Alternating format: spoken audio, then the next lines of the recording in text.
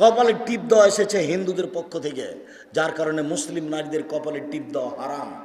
আমি বলেছি মুসলিম নারী কপালে নখে নেইল পালিশ নয়, মেহেদি দিবে, পায়ের নখে মেহেদি দিবে, হাতের নখে মেহেদি দিবে। যেখানে যেখানে মেহেদি লাগালে মেয়েকে সুন্দরী লাগবে দেখতে, সেখানে সেখানে মেহেদি দিবে, এ কথাই ঠিক। নখে নেইল পালিশ দিতে পাবে না।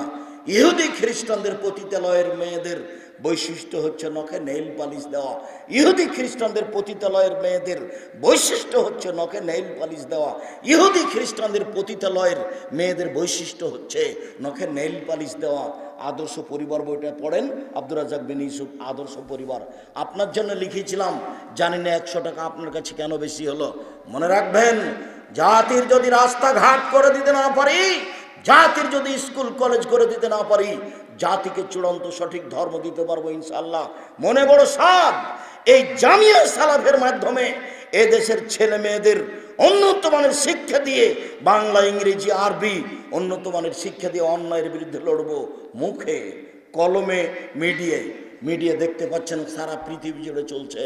কলম যেসব বই পুস্তক পত্রিকা বের করি, সেটা পত্রিকার পিছনে 12 জন মুফতি আছে, প্রায় 16-18 জন লেখক আছে, লক্ষ লক্ষ টাকা খরচ আছে, 50টা প্রশ্নের উত্তর আছে। বইগুলোও তাই। আমি জেনে শুনে সব জ্ঞানে কলম ধরিনি কোনোদিন কেসা কাহিনীতে, জেনে শুনে সব জ্ঞানে কলম ধরিনি কোনোদিন জাল জয়ীফ হাদিসে, জেনে শুনে সব জ্ঞানে মুখে কোনোদিন কেসা কাহিনী বলিনি, জেনে শুনে সব জ্ঞানে কোনো সময় মুখে কোনোদিন জাল জয়ীফ হাদিস বলিনি। ঠিক মিডিয়া যেটা জামিয়া সালাফের পক্ষ থেকে অনলাইন আল ইতেসাম টিভি, এর মাধ্যমেও জেনে শুনে কোনোদিন কেসা কাহিনী বলি না, জাল জয়ীফ হাদিস বলি না। জাতিকে পরকালমুখী করতে চাই, এটাই লক্ষ্য উদ্দেশ্য। শিরক মুক্ত প্রতিষ্ঠান জামিয়া সালাফিয়া, বিদআত মুক্ত প্রতিষ্ঠান জামিয়া সালাফিয়া, দল মুক্ত প্রতিষ্ঠান জামিয়া সালাফিয়া, সংগঠন মুক্ত প্রতিষ্ঠান জামিয়া সালাফিয়া। একমাত্র পরকালের আশায় বাংলা ইংরেজি আরবি উন্নত মানের শিক্ষা দেওয়ার ব্যবস্থা জামিয়া সালাফিয়া। মনে বড় সাধ, এর মাধ্যমে এদেশের ছেলে মেয়েদের উন্নত মানের শিক্ষা দিয়ে অন্যায়ের বিরুদ্ধে লড়বই ইনশাআল্লাহ। সম্মানিত দিনী ভাই বোন, এ আশায় দিন রাত বলতে চাচ্ছি, ফাঁকি দিতে আসেনি। আদর্শ বই আপনি পড়ে দেখুন, ওখানে নখে নেল পালিশ দেওয়া ইহুদি খ্রিস্টানদের পতিতালয়ের মেয়েদের বৈশিষ্ট্য বলা হয়েছে। সাথে সাথে সব নারী হাতে মেহেদি দিতে বাধ্য, সব নারী হাতে মেহেদি দিতে বাধ্য।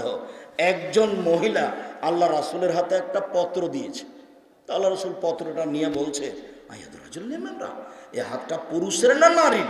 আরে যদি নারীর হয় তাহলে মেহেদি নাই কেন? আমরা এ হাতটি পুরুষের না নারীর? যদি নারীর হয় তাহলে মেহেদি নাই কেন?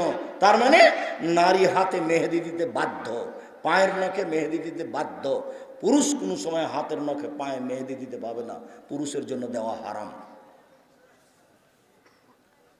মহান আল্লাহ বলেন, ওয়াকুলিল মুমিনাত ইয়াগযুদনা মিন আবসারিহিন্না ওয়া ইয়াহফাযনা ফুরুজাহুন্না ওয়া ইয়াযিনা যিনাতাহুন্না। মুহাম্মদ সাল্লাল্লাহু আলাইহি সাল্লাম, আপনি পৃথিবীর নারীদের বলে দিন, ওরা যখন বাড়ি থেকে বের হবে, রাস্তায় চলবে, তখন চক্ষু নিচু করে চলবে। নারীদেরকে চক্ষু নিচু করে চলতে হবে, এ কথা আল্লাহ বলেন, এটা আল্লাহর আদেশ। তাদের সৌন্দর্যকে ঢেকে রাখতে হবে, সৌন্দর্য প্রকাশ করতে পাবে না। চুল সৌন্দর্যের অন্তর্ভুক্ত, গায়ে মোটা চাদর থাকতে হবে, অঙ্গ প্রত্যঙ্গ যেন প্রকাশ না পায়, এটা আল্লাহর আদেশ। মহিলাকে চক্ষু নিচু করে চলতে হবে, গায়ে মোটা চাদর দিয়ে চলতে হবে। রাস্তা থেকে বাড়ি থেকে বের হলে, রাস্তায় নামলে এই পোশাক পরতে সে বাধ্য, এটা আল্লাহর আদেশ, এটা নবীর আদেশ। আবু হুরায়রা রাদিয়াল্লাহু তাআলা আনহু বলেন, রাসূল সাল্লাল্লাহু আলাইহি সাল্লাম বলেছেন, সিনফানি মিন আহলিন নার, 2 শ্রেণীর মানুষ জাহান্নামে যাবে। লামারাহুমা, আমি তাদের দেখিনি। 2 শ্রেণীর মানুষ জাহান্নামে যাবে, আমি তাদের দেখিনি। 2 শ্রেণীর মানুষ জাহান্নামে যাবে, আমি তাদের দেখিনি। এক কওমুন মাহুম সায়াতুন, 1 শ্রেণীর মানুষ, তাদের হাতে থাকবে লাঠি, কাজনাবিল বাকারে, গাভীর লেজের মতো, একদিক মোটা একদিক চিকন। 1 শ্রেণীর মানুষ, তাদের হাতে থাকবে লাঠি, গাভীর লেজের মতো, একদিক মোটা একদিক চিকন। এজরেবুনা বেহান্নাস, এ দিয়ে তারা মানুষকে মারবে, এরা জাহান্নামে যাবে। এ দিয়ে তারা মানুষকে মারবে, এরা জাহান্নামে যাবে। দুই, নিসাউন, মহিলা, কাশেয়াতুন, কাপড় পরে থাকে, আর এতুন, উলঙ্গ, মমিলাতুন, তারা পুরুষকে নিজের দিকে আকৃষ্ট করে, মায়লাতুন, তারা নিজেরা পুরুষের দিকে আকৃষ্ট হয়। লায়ক খোলাম যারা, এরা জান্নাতে যাবে না, এরা জান্নাতে তো যাবে না, যাবে না। অলায়াজেদ না রিহা, এরা জান্নাতের গন্ধ পাবে না। ফাইনা লিহা আলা তুজাদু মিন মাসরিতা কাদা ওয়া কাদা, এই জান্নাতের গন্ধ পাওয়া যায় 1 বছরের দূরত্ব পথ হতে। এটা জান্নাত। এখান থেকে একটা ঘোড়া দৌড়াতে আরম্ভ করেছে, 1 বছর দৌড়িয়ে যত দূরে যাবে, এইখানে যদি কেউ দাঁড়ায় তাহলে সে জান্নাতের গন্ধ পাবে, তার নাম জান্নাত। এই মহিলা জান্নাতে তো যাবে না, যাবেই না, জান্নাতের গন্ধ পাবে না। এই কথা আমি বলিনি, এই কথা মুহাম্মদ সাল্লাল্লাহু আলাইহি ওয়াসাল্লাম বলেছেন। হাদিস বুখারী মুসলিম, কোনো আপোষ নেই। নিসাউন, মহিলা, কাশেয়াতুন, কাপড় পরে থাকে, আরিয়াতুন, উলঙ্গ। দেখো তুমি, তোমার মা এখানে বসে আছে ছোট ব্লাউজ পরে, এর জন্য দায়ী আমি নই। তোমার বোন পরে আছে নগ্ন পোশাকের জন্য আমি দায়ী নই। জবাব তোমাকে দিতে হবে, তোমার বাপকে দিতে হবে, তোমার মাকে দিতে হবে। এরাই পরস্পর দায়িত্বশীল, জবাব এদেরকে দিতে হবে। কিয়ামত দূরে নেই, মরলেই কিয়ামত। সব জব দেওয়ার জন্য প্রস্তুত থাকেন। জবের ফলাফল জাহান্নাম।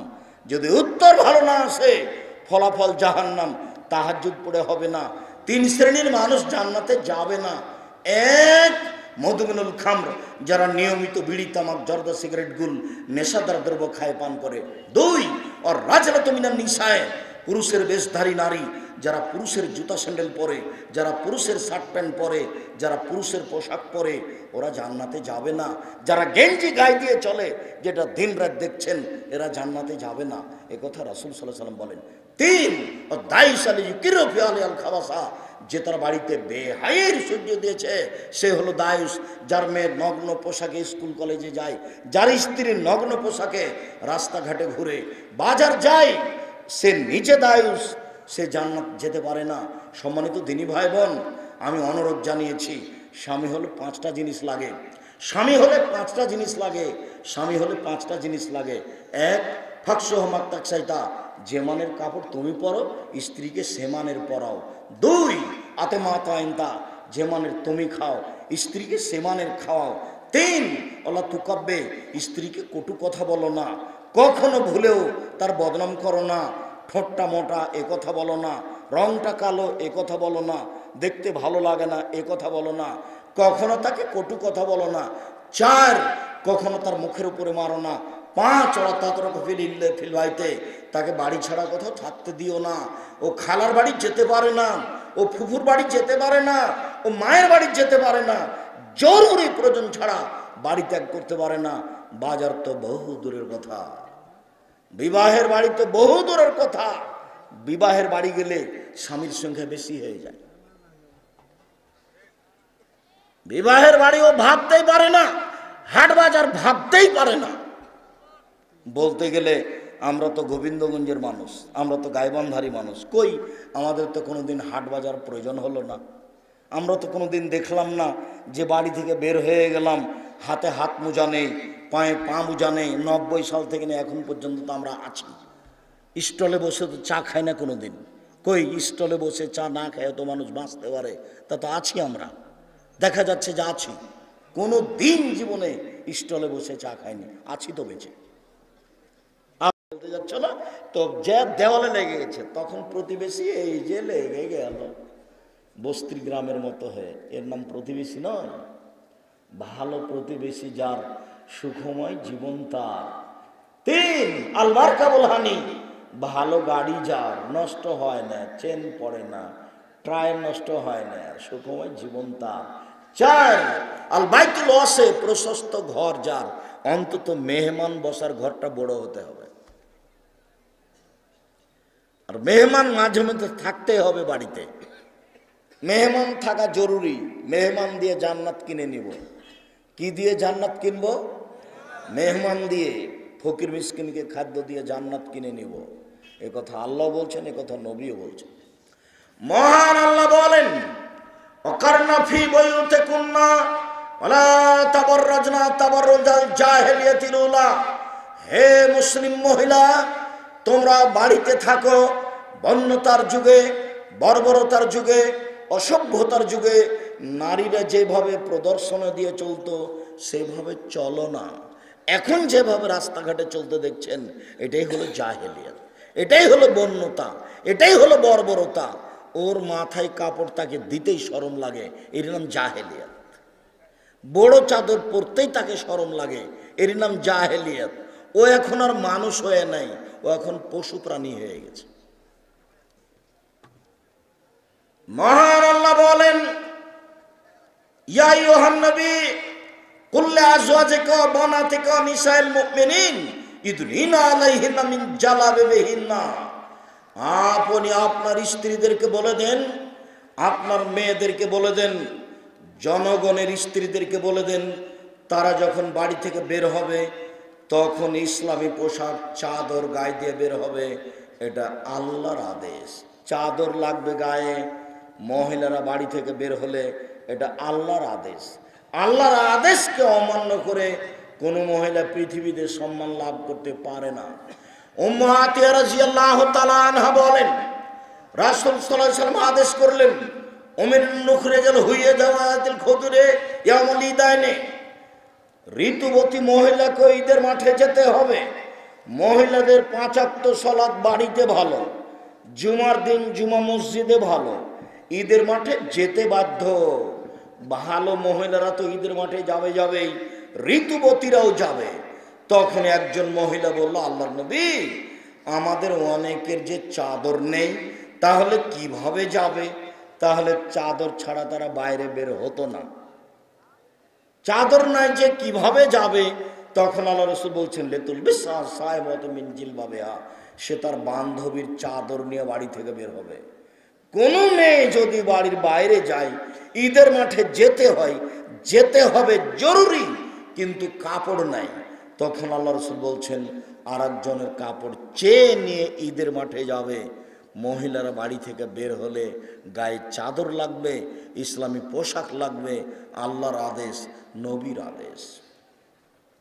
মহান আল্লাহ বলেন, আইদা সালতুমুহুন্না মাতান ফাসআলুহুন্না মিন ওরাই হিজাব। পৃথিবীর মানুষ, তোমরা যদি মহিলাদের কাছে কিছু চাও, লেনদেনের কোনো ব্যাপার থাকে, তাহলে অন্তরাল আড় থেকে চাও। অন্তরাল হতে হবে, আড় হতে হবে। প্রাইভেট পড়াচ্ছ তুমি ক্লাস 10-এর মেয়েকে, তুমি আর তোমার ওই মেয়েটাই আছে, আর ওই মেয়ের বাপ মা বলছে যে শিক্ষক নাকি বাপ। তুই আবার বাপ হলে কখন গো? ধর্ম পাগল হয়ে গেছে নাকি? ধর্মের কোনো হিসাব নিকাশ নাও কি পাগল হয়ে গেল নাকি? জি না, ধর্ম একটা নীতির নাম, সালাম ছাড়া কথা চলে না। পৃথিবীর কেউ যদি পরে সালাম দেয় দু একটা কথার পরে, তাহলে তার সাথে কথা বলতে হবে না। এটা ইসলাম, এর নীতি আছে। আগে জনগণের সামনে দাঁড়িয়ে বলতে হবে আসসালামু আলাইকুম, তারপরে কথা। কে যদি বলে আউযু বিল্লাহি মিনাশ শাইতানির রাজিম বিসমিল্লাহির রহমানির রহিম, সম্মানিত সভাপতি সাহেব, মাননীয় এমপি সাহেব, আসসালামু আলাইকুম, আল্লাহ নবী বলছেন এর সাথে কথাই হবে না, কথাই বলতে হবে। তার মানে মুহাম্মদ সাল্লাল্লাহু আলাইহি ওয়াসাল্লাম যেটা বলছেন, ইসলামের একটা নীতি আছে। অন্তরাল আড় থেকে চাইতে হবে। দালিকুম আতহারু কুলুবিকুম ওয়া কুলুবিহিন্না। অন্তরাল থেকে চাইলে তোমার অন্তরটা পবিত্র থাকবে, তার অন্তরটা পবিত্র থাকবে। যদি মুখামুখি চাও, তাহলে তুমি তাকে দেখবে, ও তোমাকে দেখবে, তখন অন্তরে কথা জেগে যাবে, পরিবর্তন ঘটবে, তুমি তার কথা মাঝে মধ্যে বলবে। আব্দুল্লাহ ইবনে মাসউদ রাদিয়াল্লাহু তাআলা আনহু বলেন, রাসূল সাল্লাল্লাহু আলাইহি সাল্লাম বলেছেন, লা তুবাসিরুল মারাতাল মারাতা ফাতানাথা লিজাওজিহা কান ইয়ানজুরু ইলাইহা। দেখুন তো হাদিসটা বুখারী মুসলিম, একটু বুঝতে পারেন কিনা। আল্লাহ নবী বলছেন, কোন মহিলা যেন কোনো মহিলার গায়ে হাত না লাগায়। কোন মহিলার গায়ে যেন হাত না লাগায়। কেন? হাত লাগালে কি হবে? ফাতানাথা লিজাওজিহা, তখন তার হাতটা শক্ত না হাতটা নরম, সে তার স্বামীর সামনে বলবে। যে খালেদার হাতটা খুব নরম, ফাতানা থালে যাও জেহা। তো নরম বলার সাথে সাথে তার স্বামী তাকে অন্তরের চোখে দেখবে, এইটা শরীয়তে নাজায়েজ, হারাম। এইসব হাদিসের সারমর্ম কি? এই হাদিস কোথায় রাখবা? বিবাহ তো লাগলে দেশে দেখতে পাও, যুবকের গায়ে আর ভাবি আর চাচাতো বোনে একবারে হলুদ মাখছে, মানে কি? এর কেউ মানুষ নয়, পশু প্রাণী হয়ে গেছে। এরই নাম গরু ছাগল, এরই নাম গরু ছাগল, এরই নাম পশু প্রাণী। বিবাহটা আমিও গাইবান্ধায় করেছি, তোমার বাড়ির পাশেই, প্রমাণ করো দেখি। আমি বসে এখন আমি কথা বলছি বিবাহের বৈঠকে, তো আমার মামা শ্বশুর এসে বলছে যে, রাগ করে চলে গেল ভিতর দিকে, দিয়ে আমার শাশুড়িকে বলছে, বিবাহ উঠিয়ে দে, বিবাহ উঠিয়ে দে, এই ছেলের সাথে বিবাহ দিতে হবে না। বর কেন কথা বলে, বর কেন কথা বলে? মানে এটা হলো নীতির উল্টা, এলাকার নীতির উল্টা। বাংলাদেশের বিভিন্ন জেলাতে যেটা গাইবান্ধার কথা নকল করি, অবাক আমাকে হতে হয়। রাজশাহী চাঁপাইনবাবগঞ্জে বিবাহের একটা কাজও জায়েজ নয়, রাজশাহী চাঁপাইনবাবগঞ্জে বিবাহের একটা কাজও জায়েজ নয়, আল্লাহর রাস্তায় একটাও জায়েজ নয়, সবই হারাম। তার মধ্যে একটা হলো বলি যে মেয়েদের কাছে বিবাহ পড়াতে যায়, মেয়ে যেখানে আছে সেখানে সবাই যায়, চ্যাংড়া ছুল্লু সবাই ওখানে যায়, যে বলে অমুক নেবাসী অমুক এত নগদ এত বাকিতে তোমাকে বিবাহ করতে এসেছে, তুমি তাকে স্বামী সত্ত্বে কবুল করো। তখনও বলে কবুল করলাম, তখন দুইজন সাক্ষী ওখানে থাকে শোনে। এরপরে ওখান থেকে যখন যেখানে বর বসে আছে, এখানে যে আরো 15-20 জন 50 জন আছে, এখানে এসে দাঁড়ায়, এরা দাঁড়িয়ে থাকে। তখন বসে থাকা লোকগুলি বলে, আপনারা কে? তখন বলে, আমরা এই বিবাহের উকিল, মেয়ে কবুল করেছে। জি করেছে? আপনারা শুনেছেন? জি শুনেছি। তাহলে বসেন।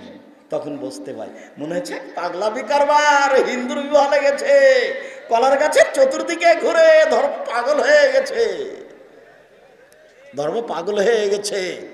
গাইবান্ধা নয়, সারা বাংলাদেশ চ্যালেঞ্জ করলাম, এই নীতির বৈধতা যদি কেউ পেশ করতে পারে, সবই হারাম। বলেছি কাজী সাহেবকে যে আপনার ওই এর খাতার 4 জন সাক্ষীর ওই পেপারটা ছিঁড়ে টয়লেট পেপার হিসেবে ব্যবহার করতে হবে। অসম্ভব হতে পারে না বিবাহের জন্য 2 জন সাক্ষী। আল্লাহ নবী বলেন, এখানে কাজীর খাতাতে 4 জন আসলো কেন? ধর্ম কি পাগল হয়ে গেছে? আবার বলছে পুরুষের জন্য 2 জন আর মহিলার জন্য 2 জন, 4 জন সাক্ষী কেন? এই ছেলে, পৃথিবীতে মাত্র এক জায়গাতে 4 জন সাক্ষী লাগে, কি প্রমাণ করতে? জেনা প্রমাণ করতে। তো এখন কি জেনা করা হচ্ছে নাকি? তো বাপ আছে, বিবাহ দিচ্ছে, তো 4 জন সাক্ষী কেন? 4 জন সাক্ষী কোথায় লাগে? জেনাতে। জেনা প্রমাণ করতে পৃথিবীতে আর কোথাও 4 জন সাক্ষী লাগে না। 4 জন সাক্ষী কোথায় লাগে? জেনা প্রমাণ করতে। অথচ এই খাতাতে 4 জন সাক্ষীর জায়গা লেখা আছে। কাজী সাহেব আপনি কি করবেন সেটা আপনার ব্যাপার, তাহলে সরকারি ব্যাপার, সেটা হোক, তবে আপনি বিবেচনা করে দেখেন, এর নাম ধর্ম, এর নাম ইসলাম। রাসূল সাল্লাল্লাহু আলাইহি ওয়াসাল্লাম বলছেন, লা নিকাহ ইল্লা বিশাহিদাইনে, 2 জন সাক্ষী ছাড়া বিবাহ হবে না। রাসূল সাল্লাল্লাহু আলাইহি ওয়াসাল্লাম বলছেন, লা নিকাহ ইল্লা বিওয়ালিন, বাপ ছাড়া বিবাহ হবে না। উকিল বাপ হারাম। গাইবান্ধাতে উকিল বাপ লাগে জরুরি, আর চট্টগ্রামে উকিল বাপই সেদিন থেকে বাপ। ওই বাপই এখন মেয়েকে আনবে, মেয়ের বাড়ি যাবে, বাস যাতায়াত করবে, এটা বাপ হয়ে গেছে সেদিন থেকে। অবাক ধর্ম। আর গাইবান্ধাতে উকিল বাপ লাগবে। মেয়ের বাপ যখন বেঁচে আছে তখন তার দাদার উকিল হওয়া হারাম। মেয়ের বাপ যখন বেঁচে আছে তখন তার জ্যাঠের উকিল হওয়া হারাম। দেখি কে প্রমাণ করতে পারে। প্রমাণ হয়ে গেলে আর কোনোদিন জাতির সামনে আসবো না। আইয়ুমা ইমরাতিন নাকাহাত বেগের ওয়াজনে ইলিয়া ফানেকাহ বাতিল, ফানেকাহ বাতিল।